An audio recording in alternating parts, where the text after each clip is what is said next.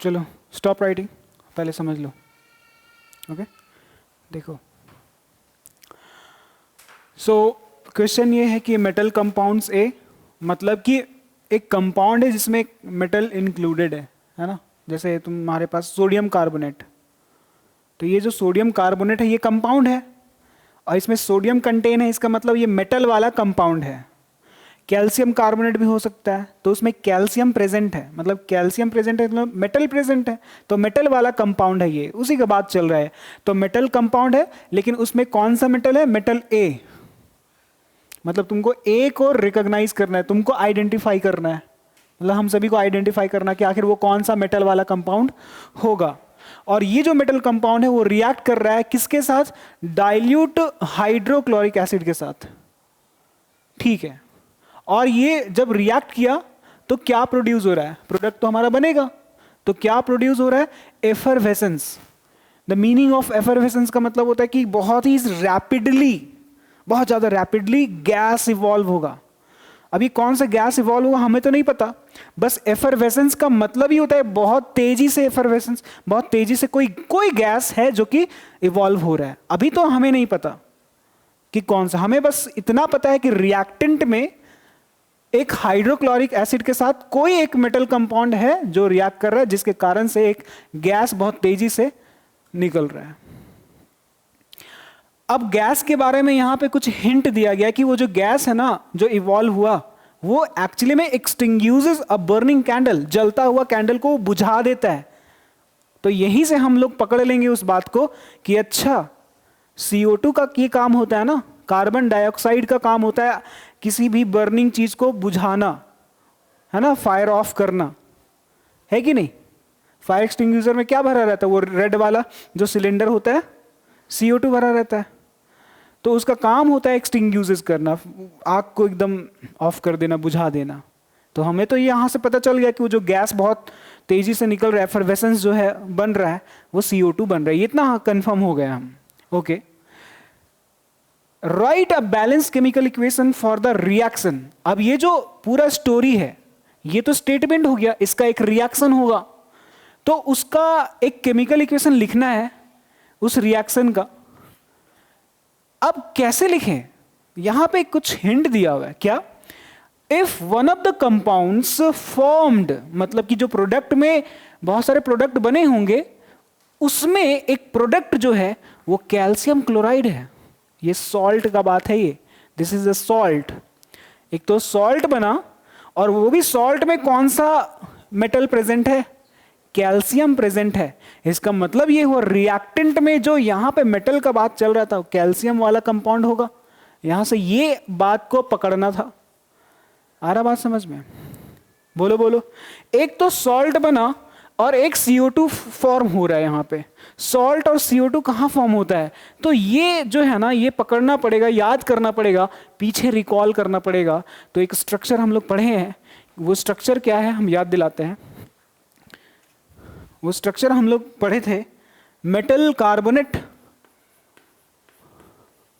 Metal carbonate, या फिर इसके जगह पे मेटल कार्बोनेट नहीं ले सकते तो मेटल हाइड्रोजन कार्बोनेट भी ले सकते हैं। मेटल हाइड्रोजन कार्बोनेट जो हम लोग पढ़ चुके हैं प्रॉपर्टीज ऑफ एसिड लेक्चर 2 में, मेटल हाइड्रोजन कार्बोनेट।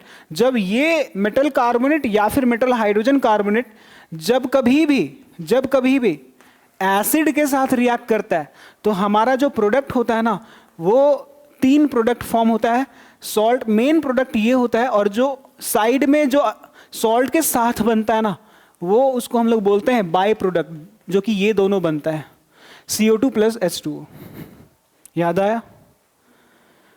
अब मेटल कार्बोनेट यहां पे होगा, मतलब मेटल कंपाउंड, जो कंपाउंड का यहां बात हो रहा है वो कंपाउंड एक्चुअली में मेटल कार्बोनेट होगा या फिर मेटल हाइड्रोजन कार्बोनेट होगा।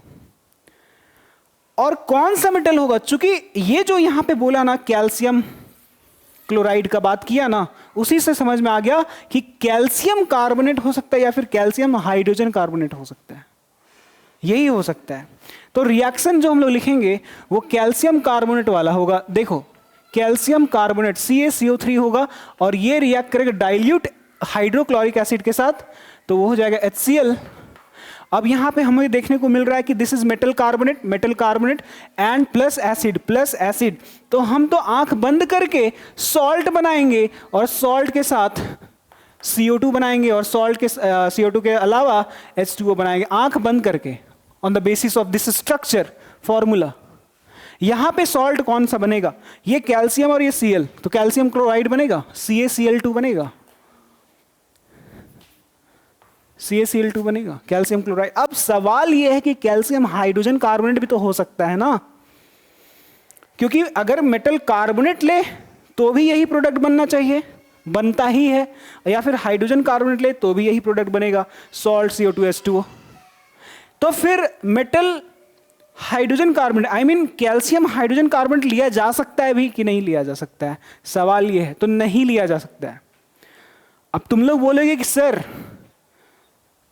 स्ट्रक्चर के बेसिस पे मेटल कार्बोनेट भी लिया जा सकता है, मेटल हाइड्रोजन कार्बोनेट भी लिया जा सकता है। आप खुद स्ट्रक्चर लिख रहे हैं और फिर अगले स्टेप में बोलते हैं कि हाइड्रोजन कार्बोनेट वाला मत लेना। क्या रीजन है इसके पीछे? तो इसके पीछे रीजन ये है कि जो हमारा, याद करो तुम लोग, हमारा लाइम वाटर होता था कैल्शियम हाइड्रोजन कार्बोनेट, उसमें हम लोग CO2 पास करवाते हैं, तो फिर क्या फॉर्म होता है, कैल्शियम कार्बोनेट। याद आ रहा है? जैसे हम लोग पढ़ चुके हैं ये केमिकल रिएक्शन एंड इक्वेशन में कि कैल्शियम हाइड्रोक्साइड हमारा यही लाइम वाटर होता है, इसमें CO2 पास करवा देते हैं तो बनता है कैल्शियम कार्बोनेट, बनता था। अब वो कैल्शियम कार्बोनेट क्या ये व्हाइट PPT होता है क्या? बिल्कुल होता है। इसीलिए तो हमारा लाइम वाटर मिल्की कलर में कन्वर्ट हो जाता है, हमारा लाइम वाटर टर्न्स मिल्की, ठीक है। लेकिन तुम लोगों को हम ये भी बात बताते कि व्हेन, है ना, when excessive carbon dioxide will pass through the lime water then what will happen, हम लोग पढ़ चुके हैं। तो उसमें याद होगा कि अगर कैल्शियम कार्बोनेट में एक्सेसिव, यहां पे CO2 यहां पे एक्सेस लिख सकते हो, मतलब ज्यादा ही पास करवाते जा रहे हैं, तो फिर क्या फॉर्म होता था, कैल्शियम हाइड्रोजन कार्बोनेट फॉर्म होता था। और कैल्शियम हाइड्रोजन कार्बोनेट का नेचर क्या है? उसका नेचर है सॉल्युबल इन वाटर, वो सॉल्युबल होता है, वो पानी के अंदर घुल जाता है, जैसे चीनी, शुगर घोलते हो मीठा पानी बनाने के लिए, पीने के लिए, तो चीनी दिखता है क्या? नहीं ना, वो डिसॉल्व हो जाता है, सॉल्युबल होता है ना। In the same way calcium hydrogen carbonate soluble होता है, पानी के में घुल जाता है।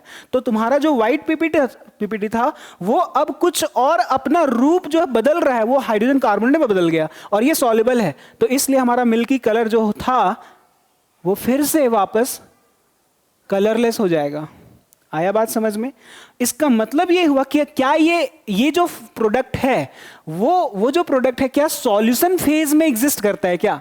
ये सॉलिड फॉर्म में तो एग्जिस्ट नहीं कर रहा है, वो सॉल्यूशन फेज में एग्जिस्ट कर रहा है ना, वो सॉल्युबल इन वाटर है। इसका मतलब ये हुआ कि वो सॉलिड नहीं होता ये वाला calcium hydrogen carbonate, this is not solid, why this is soluble, वो पानी में के अंदर घुला हुआ है। आया बात समझ में?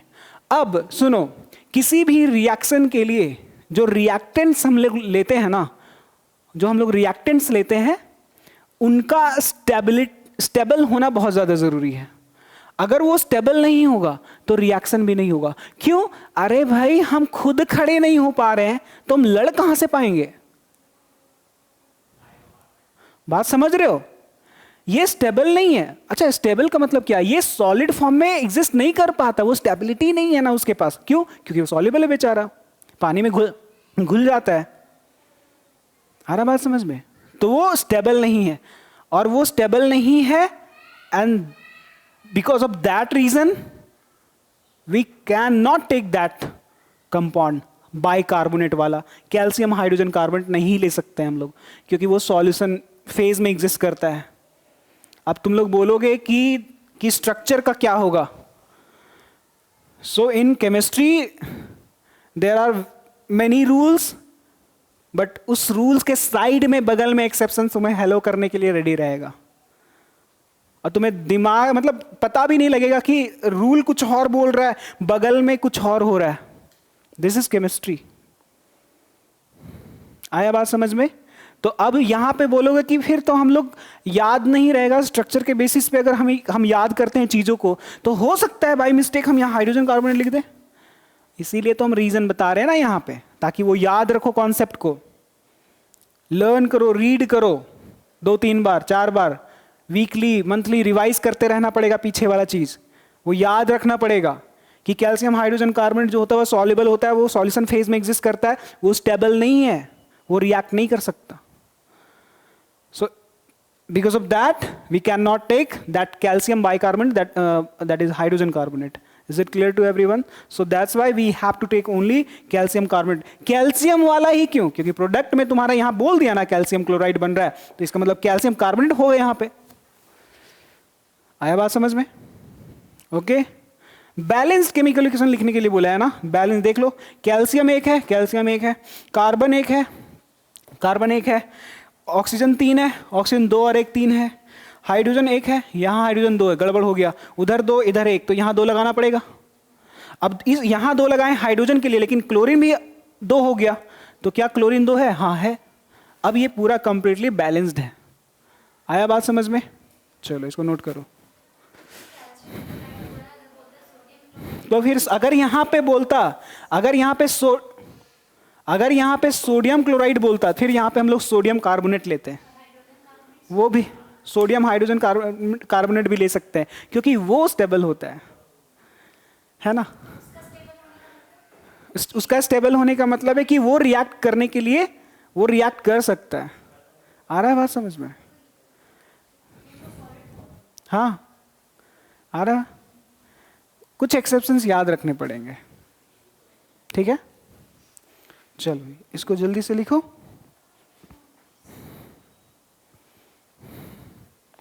लिख लिया?